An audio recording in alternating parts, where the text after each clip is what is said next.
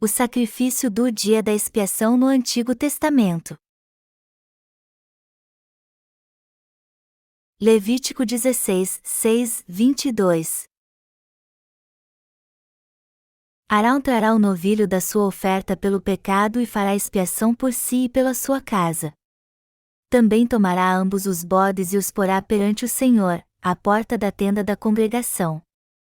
Lançará sorte sobre os 2 bodes, uma, para o Senhor, e a outra, para o bode emissário. Arão fará chegar o bode sobre o qual cair a sorte para o Senhor e o oferecerá por oferta pelo pecado. Mas o bode sobre que cair a sorte para bode emissário será apresentado vivo perante o Senhor, para fazer expiação por meio dele e enviá-lo ao deserto como bode emissário. Arão fará chegar o novilho da sua oferta pelo pecado e fará expiação por si e pela sua casa, imolará o novilho da sua oferta pelo pecado. Tomará também, de sobre o altar, o incensário cheio de brasas de fogo, diante do Senhor, e 2 punhados de incenso aromático bem moído e o trará para dentro do véu. Porá o incenso sobre o fogo, perante o Senhor, para que a nuvem do incenso cubra o propiciatório, que está sobre o testemunho, para que não morra. Tomará do sangue do novilho e, com o dedo, o aspergirá sobre a frente do propiciatório, e, diante do propiciatório, aspergirá 7 vezes do sangue, com o dedo. Depois, imolará o bode da oferta pelo pecado, que será para o povo, e trará o seu sangue para dentro do véu, e fará com o seu sangue como fez com o sangue do novilho, aspergi-lo-á no propiciatório e também diante dele. Assim, fará expiação pelo santuário por causa das impurezas dos filhos de Israel, e das suas transgressões, e de todos os seus pecados. Da mesma sorte, fará pela tenda da congregação, que está com eles no meio das suas impurezas. Nenhum homem estará na tenda da congregação quando ele entrar para fazer propiciação no santuário, até que ele saia depois de feita a expiação por si mesmo, e pela sua casa, e por toda a congregação de Israel.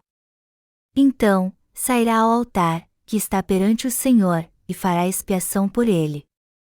Tomará do sangue do novilho e do sangue do bode e o porá sobre os chifres do altar, ao redor. Do sangue aspergirá, com o dedo, 7 vezes sobre o altar, e o purificará, e o santificará das impurezas dos filhos de Israel, havendo, pois, acabado de fazer expiação pelo santuário, pela tenda da congregação e pelo altar, então, fará chegar o bode vivo. Arão porá ambas as mãos sobre a cabeça do bode vivo e sobre ele confessará todas as iniquidades dos filhos de Israel, todas as suas transgressões e todos os seus pecados, e os porá sobre a cabeça do bode e enviá-lo ao deserto, pela mão de um homem à disposição para isso. Assim, aquele bode levará sobre si todas as iniquidades deles para a terra solitária, e o homem soltará o bode no deserto. Hoje eu quero pregar sobre a verdade da remissão de pecados que acontecia no dia da expiação, conforme está descrito no livro de Levítico. No calendário judaico, o dia da expiação caía no 10º dia do 7º mês. Está escrito em Levítico 16, 29 e 34, isso vos será por estatuto perpétuo, no 7º mês, aos 10 dias do mês, afligireis a vossa alma e nenhuma obra fareis, nem o natural nem o estrangeiro que peregrina entre vós. Porque, naquele dia, se fará expiação por vós, para purificar-vos, e sereis purificados de todos os vossos pecados, perante o Senhor. É sábado de descanso solene para vós outros, e afligireis a vossa alma, é estatuto perpétuo. Quem for ungido e consagrado para oficiar como sacerdote no lugar de seu pai fará expiação, havendo posto as vestes de linho, as vestes santas, fará expiação pelo santuário, pela tenda da congregação e pelo altar, também a fará pelos sacerdotes e por todo o povo da congregação. Isto vos será por estatuto perpétuo, para fazer expiação uma vez por ano pelos filhos de Israel, por causa dos seus pecados. E fez Arão como o Senhor ordenara a Moisés. Esse era o dia em que os pecados do povo de Israel eram purificados. Nessa ocasião, o sumo sacerdote primeiro oferecia um sacrifício por si mesmo e por sua família, e só depois podia purificar os pecados dos israelitas. Isso era necessário porque ele só podia cumprir sua função sacerdotal e apagar os pecados do povo de Israel se ele mesmo tivesse sido purificado antes. Através do dia da expiação, Deus não somente apagava os pecados do seu povo, mas liberava a promessa de que o dom da salvação seria dado a toda a humanidade. Das 12 tribos de Israel, Moisés e Arão pertenciam à tribo de Levi. Arão e os levitas eram responsáveis pelos sacrifícios da tenda da congregação. Cabia a eles pegar lenha, preparar o altar, derramar água sobre ele, cortar os animais em pedaços e queimá-los. Sua única tarefa era oferecer sacrifícios a Deus para apagar os pecados do povo. No dia da expiação criado por Deus, cabia ao sumo sacerdote passar os pecados do povo de Israel para o holocausto e remir todos eles impondo as mãos sobre sua cabeça. No dia da expiação, Arão primeiro impunha as mãos sobre a cabeça do novilho e passava para ele seus pecados e os da sua família. Depois oferecia 2 bodes pelo povo de Israel, como está escrito: também tomará ambos os bodes e os porá perante o Senhor, à porta da tenda da congregação. Lançará sorte sobre os 2 bodes, uma, para o Senhor, e a outra, para o bode emissário. Levítico 16, 7 e 8. Como diz aqui, 2 animais eram sacrificados no dia da expiação. Um deles era oferecido ao Senhor Deus, o outro era oferecido pelo povo.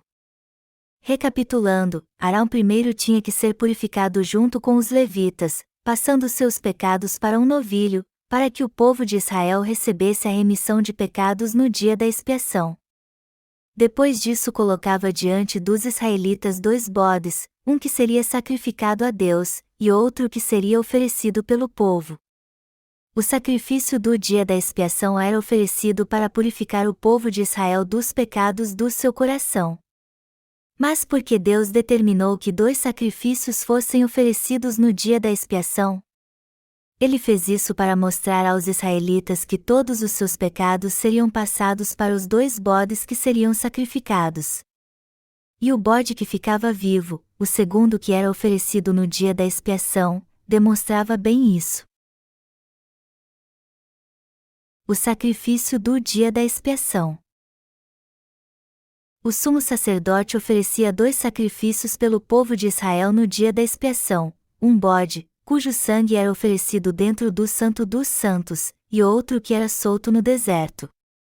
Em ambos os casos, o sumo sacerdote passava os pecados dos israelitas impondo a mão sobre a cabeça dos 2 bodes.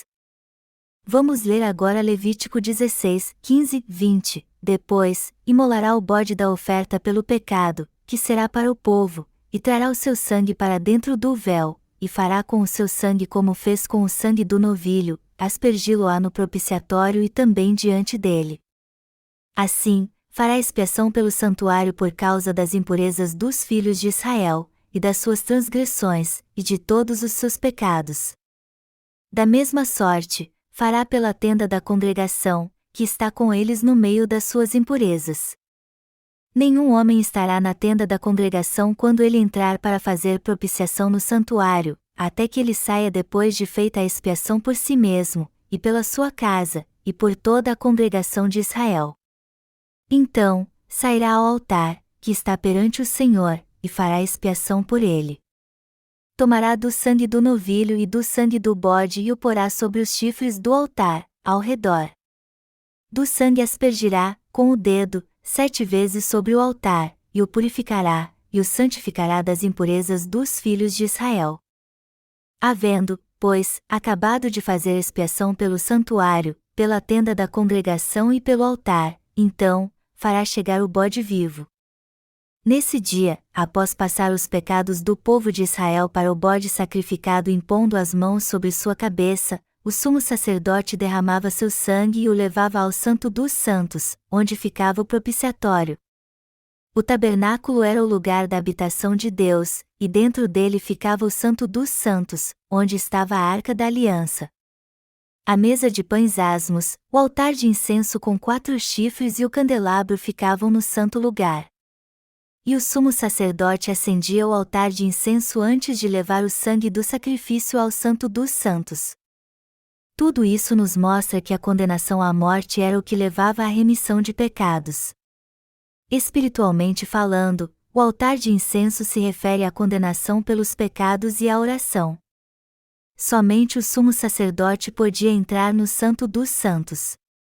Mas antes de fazer isso, ele tinha que passar todos os pecados do povo para o holocausto impondo as mãos sobre sua cabeça, degolando-o, derramando seu sangue e levando-o consigo.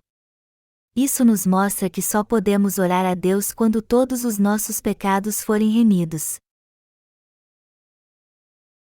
As campainhas nas bordas do manto do sumo sacerdote. O manto do sumo sacerdote tinha campainhas de ouro nas suas bordas. E estas campainhas soavam quando ele aspergia o sangue do sacrifício sobre o propiciatório. E todo o povo que estava fora do santuário ouvia quando elas soavam. E embora não pudessem ver o que o sumo sacerdote estava fazendo dentro do Santo dos Santos, eles sabiam que havia acabado o dia da expiação quando ouviam esse som. Era assim que o sumo sacerdote oferecia sacrifício no Santo dos Santos por ele mesmo, por sua família e por toda a congregação de Israel. O mais importante que devemos aprender aqui é que o sumo sacerdote passava todos os pecados do povo de Israel para o holocausto quando impunha as mãos sobre sua cabeça. Era pela imposição de mãos que os pecados dos israelitas eram passados para o holocausto. Quando lemos Levítico capítulo 1, vemos que está escrito na palavra de Deus, e porá a mão sobre a cabeça do holocausto, para que seja aceito a favor dele, para a sua expiação, Levítico 1h04. E a Bíblia também diz que o sumo sacerdote aspergia o sangue sobre todos os utensílios do santo lugar e do lugar santíssimo para purificá-los. O sangue derramado para a remissão de pecados. Hebreus 9h22 diz que sem derramamento de sangue, não há remissão. Por isso que o sumo sacerdote aspergia o sangue 7 vezes perante Deus sobre o propiciatório, onde ele estendia sua graça. O sangue do sacrifício era aspergido sobre todo o propiciatório, que ficava dentro do Santo dos Santos. A Bíblia diz que havia um regalo na base do altar de ofertas queimadas, que ficava na área externa do santuário, e onde o sangue fluía como um rio. E isso acontecia porque o povo de Israel cometia muitos pecados e diversos animais tinham que ser sacrificados para purificá-los. Imagine quantos animais morreram ali. Todos os utensílios do santuário tinham que ser purificados, assim como o próprio sumo sacerdote, a fim de que o povo de Israel recebesse a remissão de pecados, e para isso um animal tinha que ser sacrificado. Este animal recebia todos os pecados dos israelitas para que eles recebessem a remissão de pecados, e Arão e sua família também tinham que ser purificados. Mas como é que a purificação acontecia? O sumo sacerdote impunha as mãos sobre a cabeça de bodes, ovelhas, novilhos e ovelhas, e derramava seu sangue. Era proibido ao povo de Israel olhar para dentro do Santo dos Santos, e mesmo que quisessem não poderiam fazer isso, pois as paredes do santuário eram de pele de animais.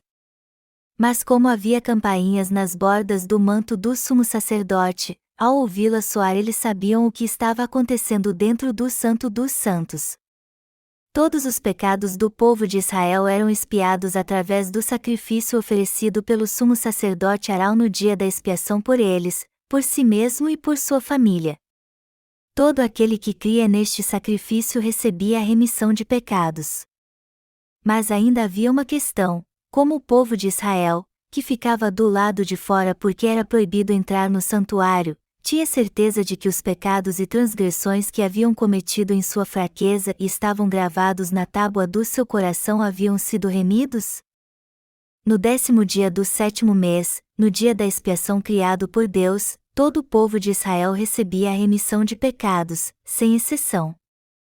Os sacrifícios do Antigo Testamento nos mostram que o Senhor Jesus, nos dias do Novo Testamento, tirou todos os pecados deste mundo de uma vez por todas ao ser batizado por João Batista e remiu todos eles ao derramar seu sangue, até não sobrar mais nenhum. Deus não remiu os pecados apenas de algumas pessoas e de outras não. Muito pelo contrário, no 10º dia do 7º mês, Deus remia todos os pecados do povo de Israel plenamente.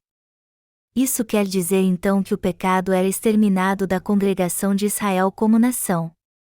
Neste dia, Deus apagava todos os pecados dos israelitas através do sacrifício de um animal, quisessem eles ou não.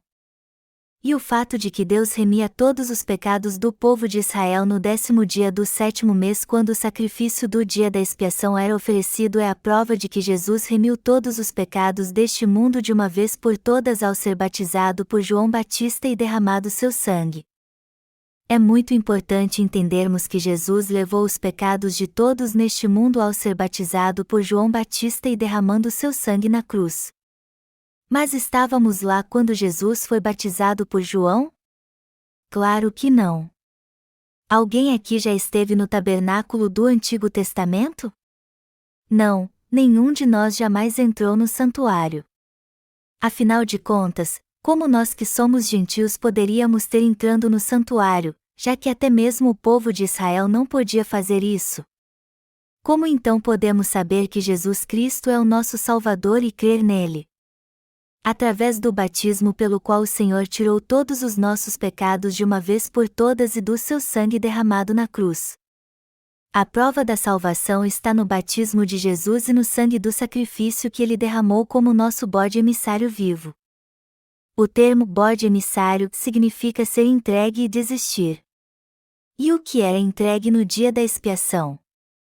Um bode vivo sem defeito, como está escrito, havendo, pois, acabado de fazer expiação pelo santuário, pela tenda da congregação e pelo altar, então, fará chegar o bode vivo. Isso era uma figura de Jesus Cristo, que viria pela água e pelo sangue nos dias do Novo Testamento.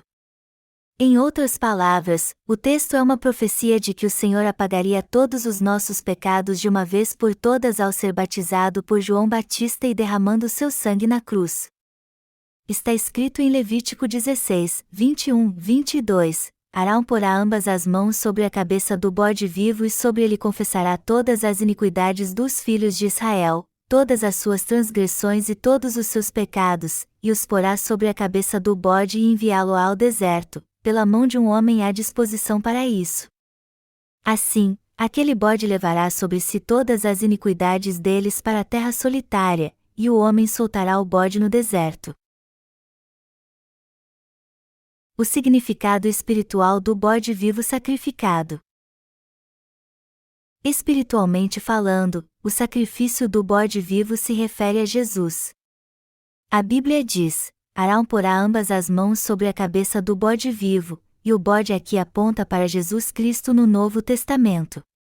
Também nos mostra que o Salvador foi batizado por João Batista e derramou seu sangue na cruz.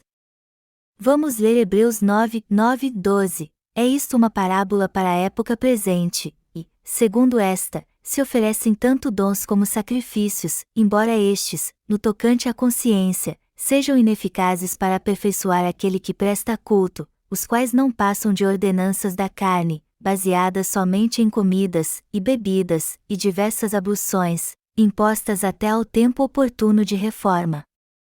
Quando, porém, veio Cristo como sumo sacerdote dos bens já realizados, mediante o maior e mais perfeito tabernáculo, não feito por mãos, quer dizer, não desta criação, não por meio de sangue de bodes e de bezerros, mas pelo seu próprio sangue, entrou no Santo dos Santos, uma vez por todas, tendo obtido eterna redenção. O sumo sacerdote Arão era o líder de todos os sacerdotes no Antigo Testamento. E quando fizeram 30 anos, seus filhos puderam sucedê-lo no ministério como sumos sacerdotes. A Bíblia diz que Arão impunha as mãos sobre a cabeça do bode nos dias do Antigo Testamento. Mas por que ele fazia isso com o animal que ia ser sacrificado? Para passar para ele os pecados do povo. Está escrito que Arão confessava todos os pecados do povo Israel e suas transgressões, e desta forma passava todos eles para o bode. Era neste momento que todos os pecados dos israelitas eram passados para o holocausto pela imposição de mãos de Arão. O bode que levava todas as transgressões do povo de Israel era solto para morrer no deserto. E num sentido espiritual, A quem este sacrifício se refere? Justamente a Jesus Cristo, nosso Senhor. Jesus levou todos os nossos pecados de uma vez por todas quando veio a este mundo e foi batizado por João Batista, levado ao Gólgota em Jerusalém, e derramando seu sangue na cruz. Assim como no Novo Testamento o bode recebia todos os pecados do povo de Israel e se tornava pecado por eles, Jesus Cristo também recebeu todos os pecados do povo ao ser batizado. Por isso que a Bíblia diz que ele é o Salvador que entregou seu próprio corpo, foi batizado por João Batista e derramou seu sangue, ao invés de usar sangue de bodes e novilhos como era feito nos dias do Antigo Testamento. Tudo isso aconteceu para cumprir a palavra profética do Antigo Testamento. Por meio do batismo que recebeu de João Batista, descendente direto de Arão, Jesus pôde tirar todos os pecados do mundo. João Batista nasceu 6 meses antes de Jesus. Ele era filho de Zacarias e Isabel, ambos descendentes de Arão. João Batista nasceu numa família de sumos sacerdotes 6 meses antes de Jesus e foi levantado por Deus como o maior dentre os nascidos de mulher. E Deus fê-lo passar todos os pecados do mundo para Jesus ao batizá-lo. Como animal sacrificado no Antigo Testamento, Jesus recebeu em seu corpo todos os pecados do mundo e ofereceu a si mesmo ao Pai. E ao fazer isso, ele apagou os pecados de todos neste mundo e salvou os que creem no Evangelho da Água e do Espírito. Como o Cordeiro de Deus, Jesus levou nossos pecados sobre si de uma vez por todas ao ser batizado por João Batista e foi condenado por eles na cruz em nosso lugar, embora nenhum de nós tenha visto isso com nossos próprios olhos. Foi assim que o Senhor nos libertou de todos os nossos pecados pela fé. Em outras palavras, o significado do dia da expiação se encontra justamente no batismo que Jesus recebeu de João Batista e no sangue que ele derramou na cruz. Hoje, nos dias do Novo Testamento, o sacrifício do dia da expiação é oferecido espiritualmente pela fé por meio do Evangelho da Água e do Espírito.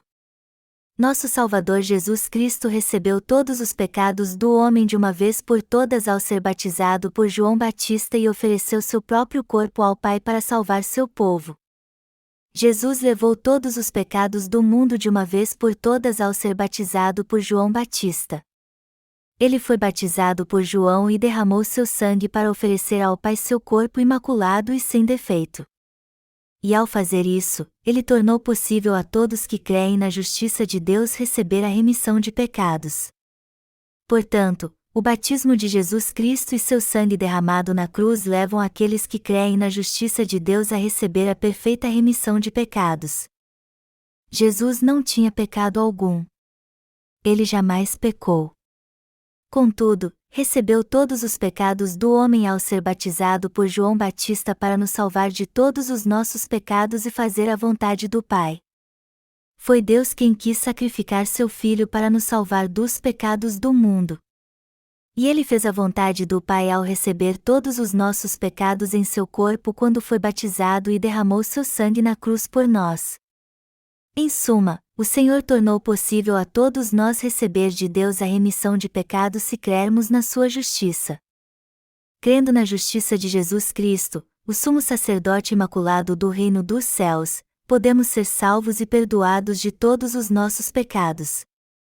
Foi para nos salvar de todas as nossas iniquidades que Jesus Cristo veio a esta terra, aceitou todos os nossos pecados de uma vez por todas ao ser batizado no Rio Jordão, morreu na cruz em nosso lugar para suportar a condenação dos nossos pecados e ressuscitou dos mortos.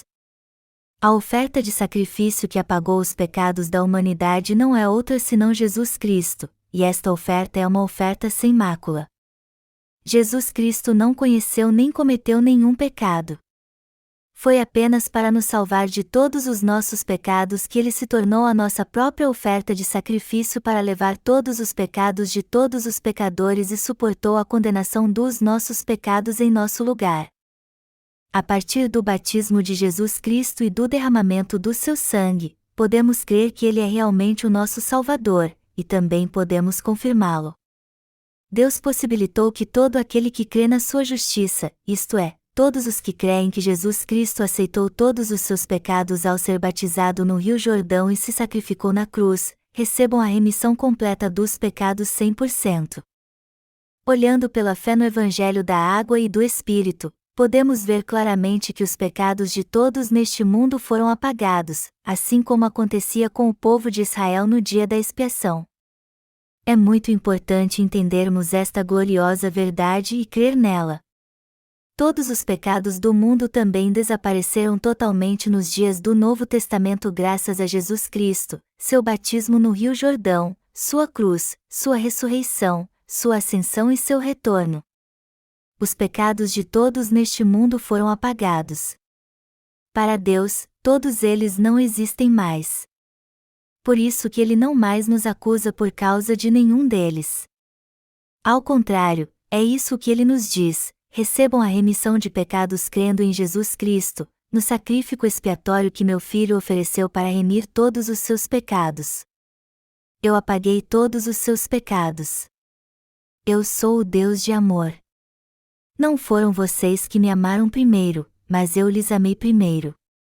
Todos neste mundo que creem na justiça de Deus não têm mais pecado. Só que o diabo procura esconder esta verdade para que ninguém saiba que Jesus Cristo já apagou todos os pecados do mundo. Portanto, todos neste mundo, seja quem for, podem ter seus pecados remidos se conhecerem o Evangelho da Água e do Espírito e crerem nele. O problema, porém, é que muitos ainda não conhecem esta verdade. Somos sacerdotes de Deus, e como tais, temos que passar todos os nossos pecados para Jesus Cristo pela fé na justiça de Deus, sejam quais forem, e crer que o Senhor tirou todos eles quando foi batizado por João Batista. Também temos que crer que Jesus Cristo tirou os pecados de todos neste mundo e pregar isso. Graças à justiça de Deus, todos neste mundo não têm mais pecado. Mas e você? Ainda resta algum pecado em você? Não, você não tem mais pecado. Todos os seus e os meus pecados foram passados para Jesus Cristo quando ele foi batizado. É muito importante que os crentes na justiça de Deus entendam que ninguém neste mundo tem pecado no coração, nem os ímpios. Só que eles não sabem disso. Mas quando sabemos bem disso, podemos dar um testemunho mais eficaz do Evangelho. Não somos apenas nós, os justos, que não temos mais pecado, pois os ímpios também não têm, e inclusive nossos familiares e aqueles que não fazem parte da nossa igreja. Em Cristo, ninguém tem mais pecado. Então, já que temos plena convicção de que o crente não tem mais pecado, podemos pregar o Evangelho com toda coragem e proclamar o reino de Deus pela fé. Agora, se não tivermos fé, não poderemos pregar o Evangelho. Isso é fato. E esta é a verdade. O Senhor disse que a verdade nos libertará. E eu sou grato a Ele por ter apagado todos os nossos pecados com o Evangelho da Água e do Espírito, por ter erradicado os pecados dos nossos irmãos e de todos neste mundo.